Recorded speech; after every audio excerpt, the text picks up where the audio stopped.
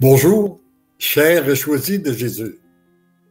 Encore aujourd'hui, c'est une joie renouvelée pour moi de passer du temps avec vous et surtout de partager les merveilles de Dieu. La semaine dernière, je vous ai parlé d'un enseignement qui a eu une influence fondamentale sur ma vie et finalement qui est à la base de tous les choisis de Jésus, fait d'une œuvre du Seigneur au lieu de faire une œuvre pour le Seigneur. Je vous ai expliqué la différence, on y reviendra. Je reviendrai d'ailleurs sur ce sujet-là. Mais avant ça, il y a eu un autre enseignement qui m'a préparé à ça. Mais même avant de vous parler de ça, j'aimerais réfléchir avec vous ou vous faire réfléchir sur un point important. Quelle est la direction de ma vie? Quelle est la direction de votre vie? Parce que trop souvent, nous aimons faire un bilan pour savoir où nous sommes. Et ce qui est important, pour moi, ce n'est pas de savoir où nous sommes, c'est de savoir quelle direction nous prenons. Si nous nous dirigeons vers Dieu et que notre désir, c'est d'être de plus en plus unis à lui, il va nous conduire de plus en plus unis à lui. Si nous prenons une autre direction, par exemple, comme c'est le cas des gens d'affaires, puis beaucoup d'autres personnes aussi sur le plan humain, d'avoir de plus en plus un gros compte de banque, de faire de plus en plus d'argent, eh bien, toute notre énergie est concentrée vers ça et tous nos efforts sont mis en fonction de ça.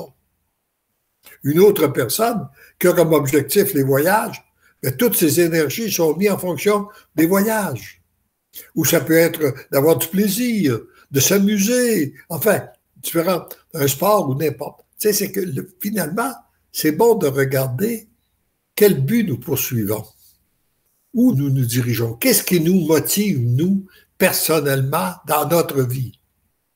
Parce que cela finit par nous conduire là, parfois, où on ne voudrait pas aller. Il y a des choses qui nous conduisent à des beaux endroits, puis il y en a d'autres qui nous conduisent à des endroits moins bons, plus mauvais, même très mauvais. Alors donc, c'est important de regarder dans quelle direction nous circulons et regarder quelle est notre véritable motivation.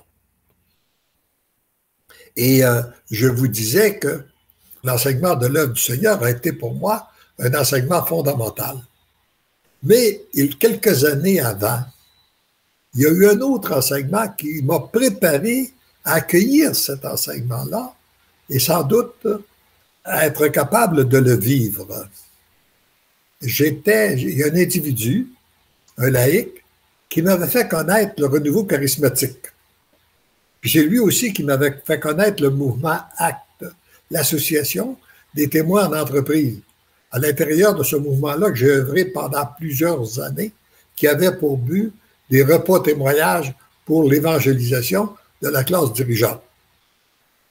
Alors cet individu-là qui m'avait fait connaître ces deux mouvements-là me dit un jour, puis il me l'a dit, puis il me l'a redit, toi, Léandre, tu ne pourras pas jamais découvrir les valeurs spirituelles.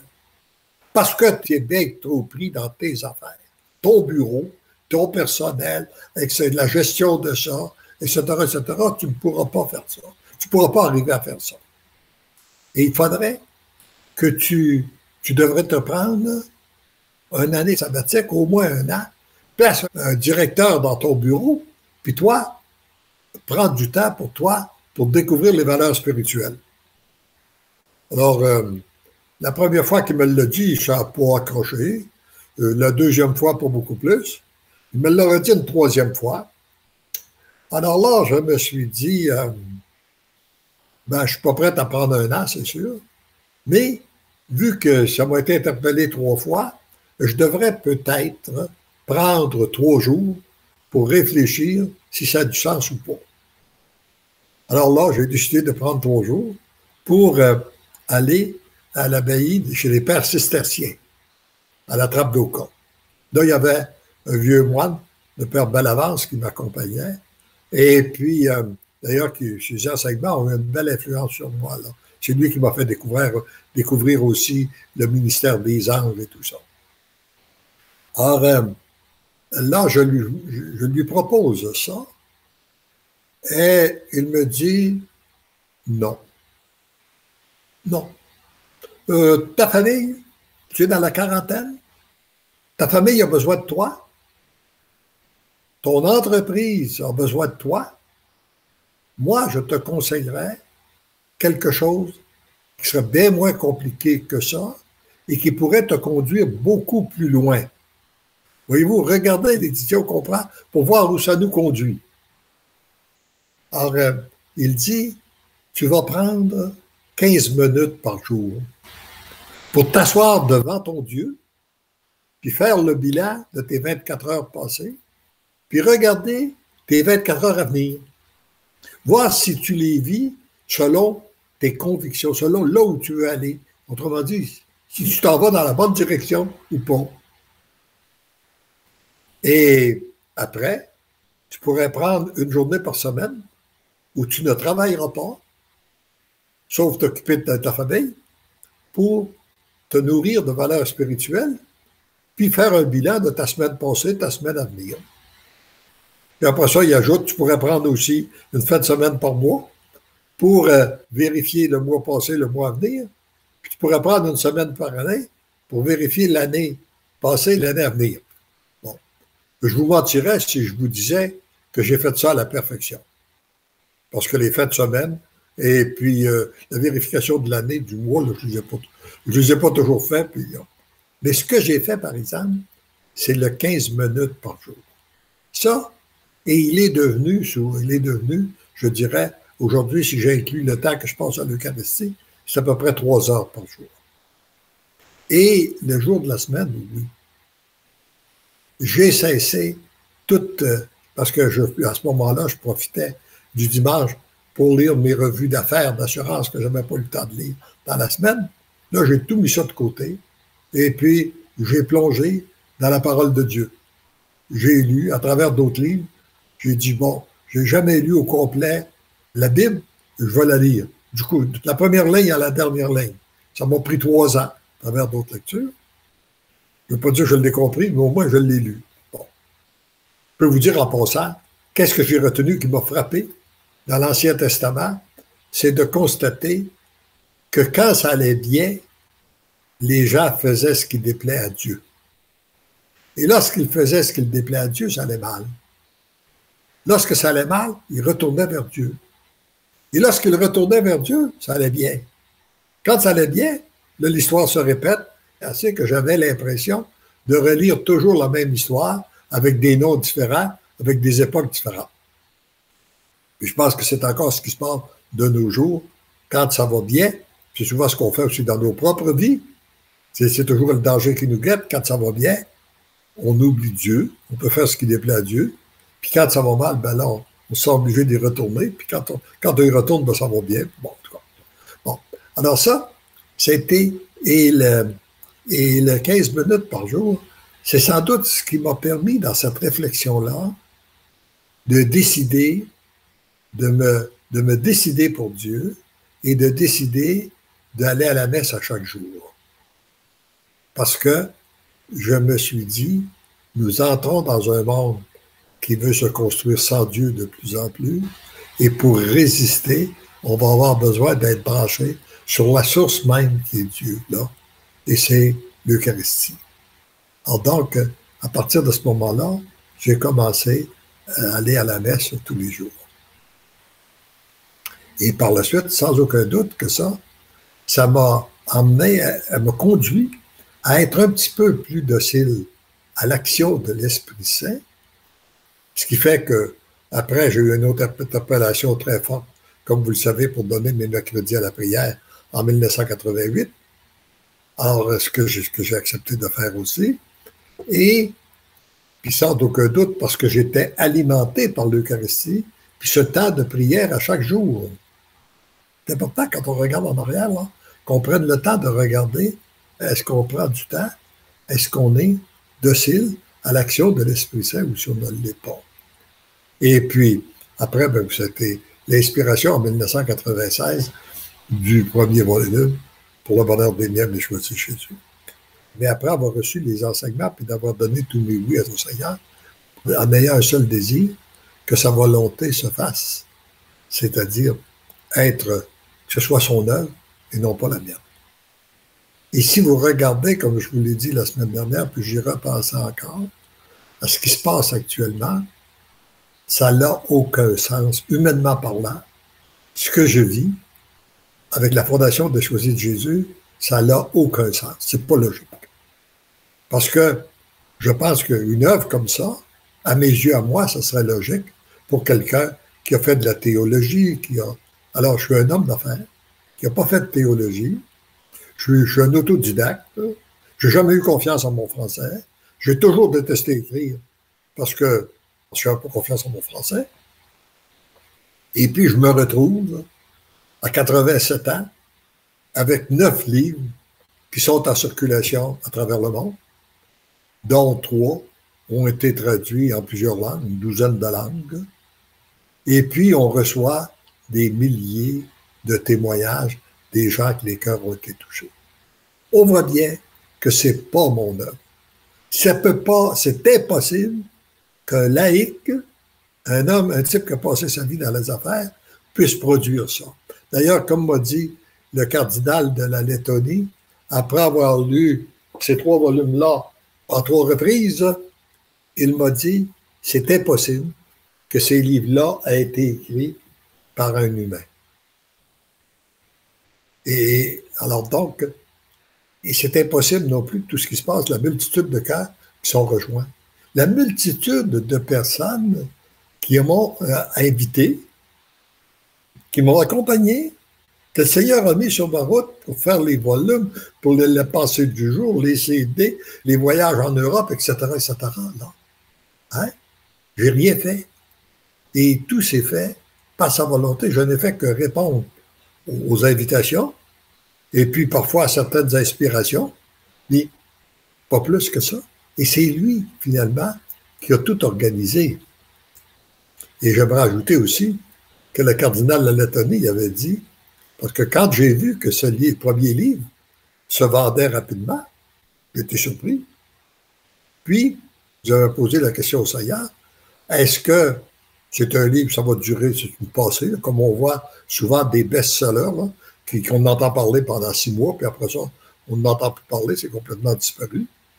Ou bien, si ça va se vendre en période. Et le cardinal de la Lettonie m'a dit, ces livres-là vont être traduits encore en plusieurs autres langues et ils vont être en demande pour des générations à venir. Alors, et puis, vous pouvez regarder aussi, j'aimerais attirer votre attention sur les personnes qui m'aident actuellement, qui font des Facebook Live avec moi, là, que vous avez à différentes journées de la semaine. Regardez comme certaines de ces personnes-là sont complètement transformées. De quelle façon que le Seigneur les a transformées.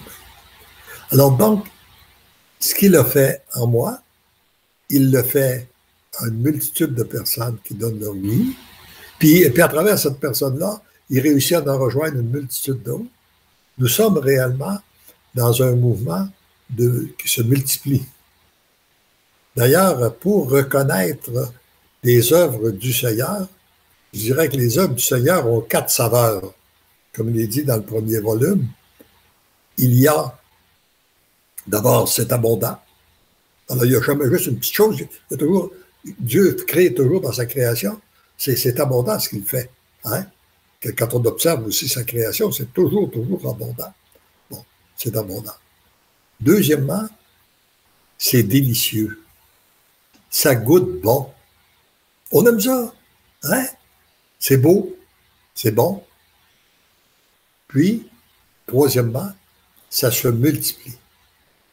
Ce qu'il a fait avec un, il ne le fait pas juste avec lui, il le fait avec les autres, il multiplie, comme le grain qui tombe en terre, puis qui meurt, puis qui produit d'autres grains, puis il se multiplie, puis on voit comme ça. Alors, c'est la multiplication. Et le Seigneur refait, comme il refait continuellement sa création, il veut refaire aussi les cœurs, dans la mesure où qu'on se laisse. Mais avec la différence que dans la création, dans sa création, ben là, je pense qu'il y a un pouvoir beaucoup plus grand qu'il l'a sur les humains. Parce qu'il nous a donné notre liberté. Il nous a laissés libres. Il nous a donné l'intelligence, puis il nous a dit, je veux que vous soyez libres, eh bien, il ne peut pas nous forcer. Et c'est là d'où l'importance de donner notre oui, de disposer nos cœurs afin que lui puisse agir en nous, d'abord. Puis après ça, après un certain temps, tout à coup, on s'aperçoit qu'il agit autour de nous. Puis tout à coup, on s'aperçoit qu'il agit à travers nous. Et il a besoin, il est choisi, c'est pas limité à 1, 2, 3, 4, 5, 10, 20 personnes. C'est la terre entière qui veut transformer. Et plus il va y avoir de gens qui se laissent transformer, eh bien, plus rapidement, on va voir, nous allons pouvoir bénéficier des grâces de Dieu. Nous allons pouvoir bénéficier, je dirais même que ça là. On parle beaucoup d'environnement. Moi, je suis sûr que les cœurs transformés, ça a une influence positive sur l'environnement. Hein? Et c'est comme ça que tout va se reconstruire. C'est donc un privilège particulier que nous avons de vivre à cette époque. Beaucoup vont vous dire, c'est pas drôle. Non, c'est pas drôle. Il y a beaucoup de mal, il y a beaucoup de destruction, il y a un vieux monde qui ne fonctionne plus et qui est à la dérive, un vieux monde qui désire se construire sans Dieu, qui est encore sur cette voie-là, mais il y a un petit groupe de personnes dont sont les choisis de Jésus et tous ceux qui donnent leur oui à Dieu et que le Seigneur s'en sert pour construire un monde nouveau. Et ça, c'est plein d'espérance. Quand ça va arriver, exactement, là, que la terre entière va être renouvelée, que Jésus va arriver pour régner dans sa gloire, je ne le sais pas. Mais chose sûre, c'est qu'on ne fait pas d'erreur de se préparer pour le rencontrer. Comme j'ai une petite discussion que j'avais eue avec un prêtre ami où je lui disais que moi, je croyais au retour de Jésus pour très bientôt. Et lui me dit, non, je pense qu'il va s'écouler 3 siècles avant qu'il arrive. Les premiers apôtres croyaient qu'il allait arriver de leur vivant, ça fait 2000 ans. Il n'est pas arrivé encore, il va s'écouler sûrement 3 siècles avant qu'il arrive. Bon, j'ai dit, je pense qu'on peut s'entendre sur 3 points. D'abord, nous sommes au moins 2000 ans plus près du retour de Jésus que les apôtres l'étaient.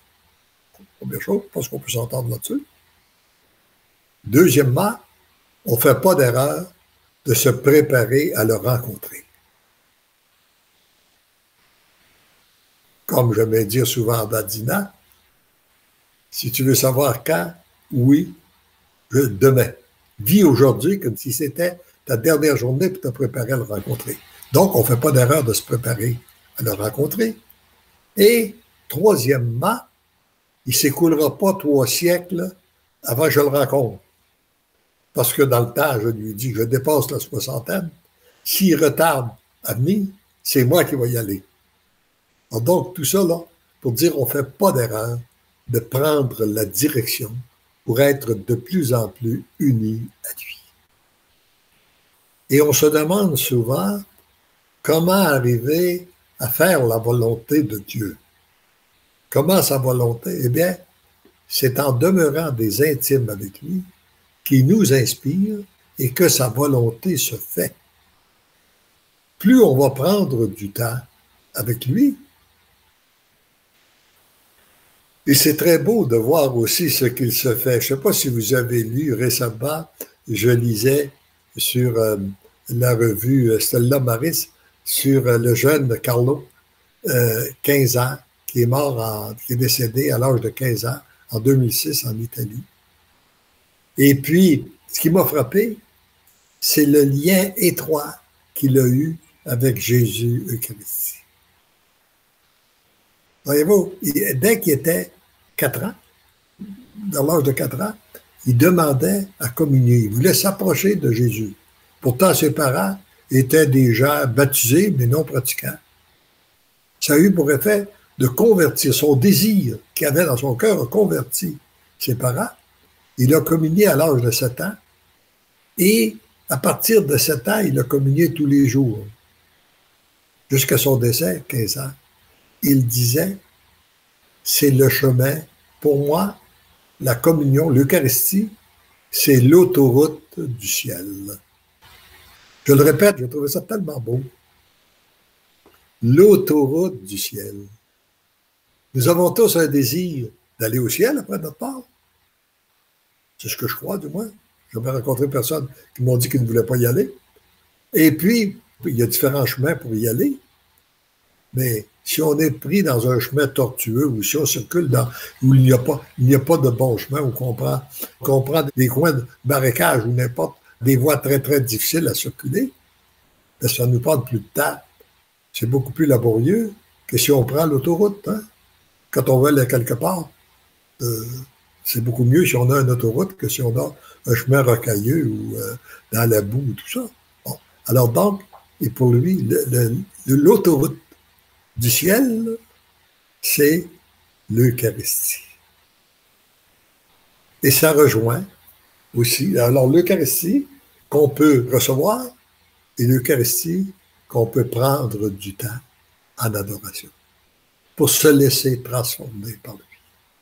C'est qu'est-ce que nous rappelle aussi la pensée de ce jour que je vais reprendre avec vous, qui est distribuée dans la pensée du jour, là. Mon tout petit, ma toute petite. Tu sais que mon cœur est brûlant d'amour. Bon, on n'a pas à s'interroger. Le cœur de Jésus est brûlant d'amour. Le cœur de Marie aussi. Le cœur du Père. Le cœur de tous les saints et saintes du paradis sont des cœurs brûlants d'amour. Je ne désire que je désire déverser cet amour dans une multitude de cœurs. Alors donc, voyez-vous, le désir que notre Dieu a, Jésus, après avoir donné sa vie sur la croix pour nous sauver, porte toujours le même et grand désir, sauver tous les cœurs, une multitude de cœurs, déverser son amour dans les cœurs. Le moyen par excellence pour ce faire est de se placer en adoration devant ma sainte présence. Voyez-vous comme c'est simple? Alors que trop souvent, nous cherchons dans des chemins compliqués comment arriver à faire la volonté de Dieu. Eh bien là, il nous dit, place-toi devant moi. Tu veux te transformer? Essaye pas de transformer par toi-même. Comme on vous l'a rappelé récemment, que Guy Doroné vous le rappelait, je pense que c'est Guy Doroné qui le rappelait lundi encore, là, on ne peut pas réussir à se transformer soi-même, mais se laisser transformer par lui. Puis, c'est simple, on se place devant lui en adoration pour le laisser agir. D'ailleurs, combien de fois, moi que j'ai entendu des témoignages comme ça, le moyen par excellence pour se faire et se placer en adoration devant cette présence, bon, je viens de le dire, mon grand désir d'être de plus en plus présent dans les cœurs passe à travers ma sainte présence eucharistique. Alors, voyez-vous, c'est le chemin le plus court. C'est l'autoroute, comme dirait le petit Carlo. Hein? Mon cœur est brûlant d'amour pour toi. Et ça me rappelle une expérience que j'ai vécue lors de la dernière retraite que j'ai donnée à Roque-Castello, à la Sainte-Baume en France.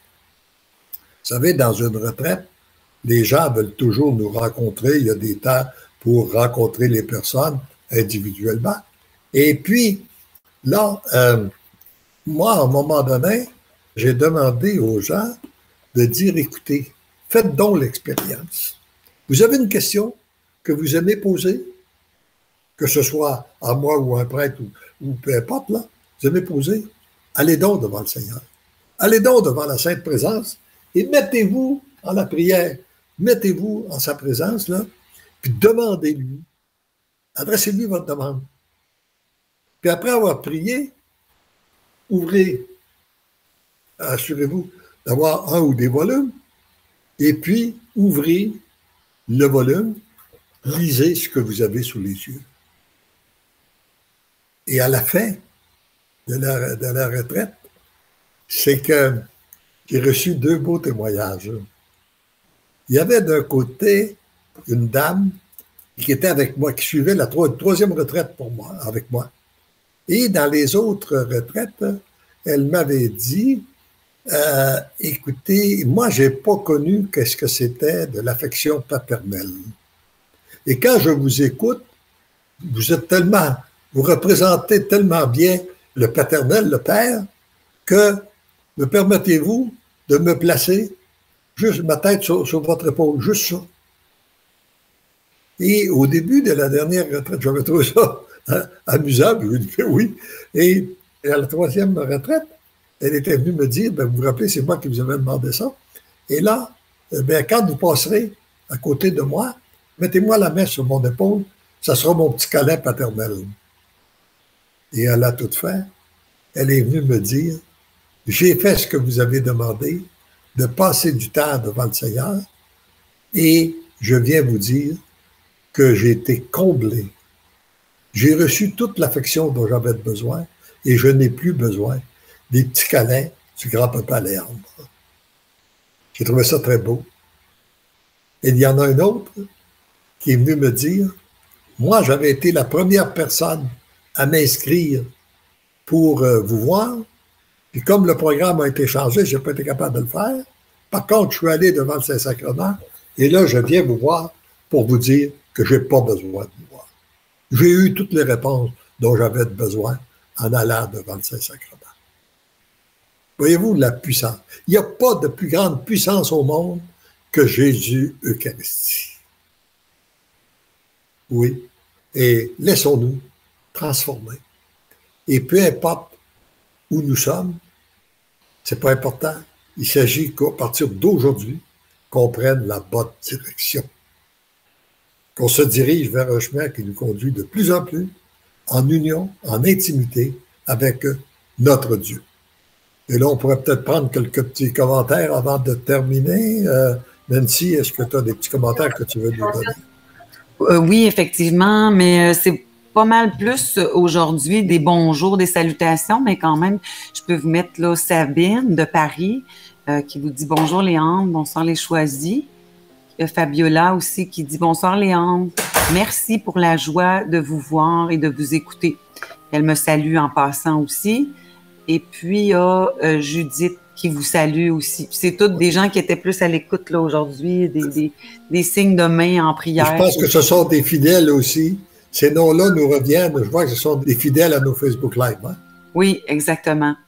On en a d'autres qui ne commentent pas nécessairement, peut-être qu'ils sont plus timides, là, comme qui viennent Rose, Lise, Joyce. En tout cas, on peut les inviter là, à ne pas se gêner les prochaines fois, puis à commenter. Marie-Hélène.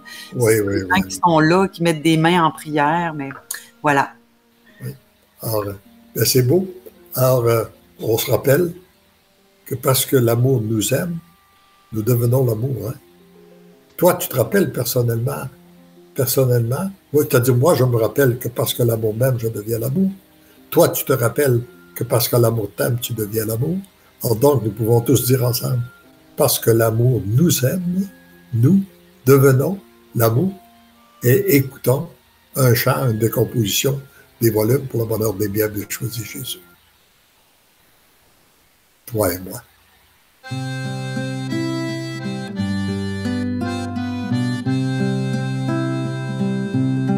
Nous avons fait un bon bout de chemin, toi et moi. Nous avons fait un bon bout de chemin. Regarde au loin la beauté du chemin qui s'en vient, où nos deux cœurs s'uniront dans un baiser divin.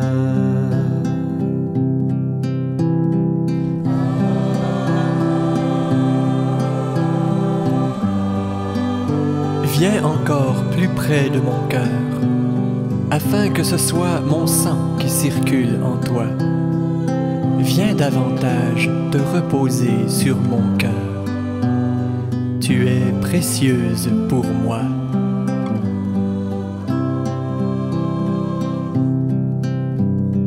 Nous avons fait un bon bout de chemin, toi et moi. Nous avons fait un bon bout de chemin. Regarde au loin la beauté du chemin qui s'en vient, où nos deux cœurs s'uniront dans un baiser divin.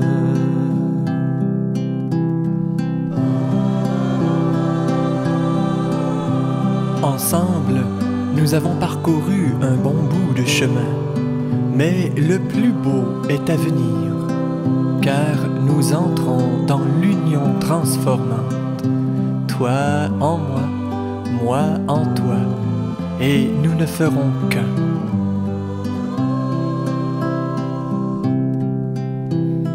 Nous avons fait un bon bout de chemin, toi et moi. Nous avons fait un bon bout de chemin. Regarde au loin la beauté du chemin qui s'en vient, où nos deux cœurs s'uniront dans un baiser divin.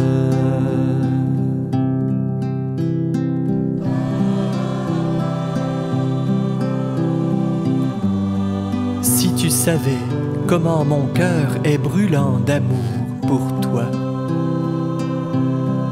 ne perds plus de temps à t'évaluer, ne perds plus de temps à te regarder.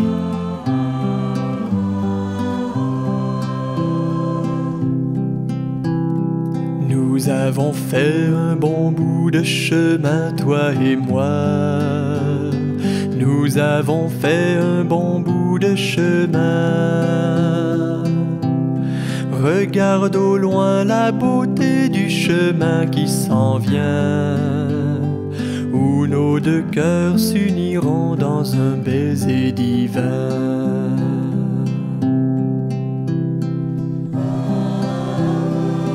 Viens te jeter dans mes bras, ouvre encore plus ton cœur pour accueillir mon amour. Je t'aime tel que tu es. Oui, tendrement et follement, je t'aime.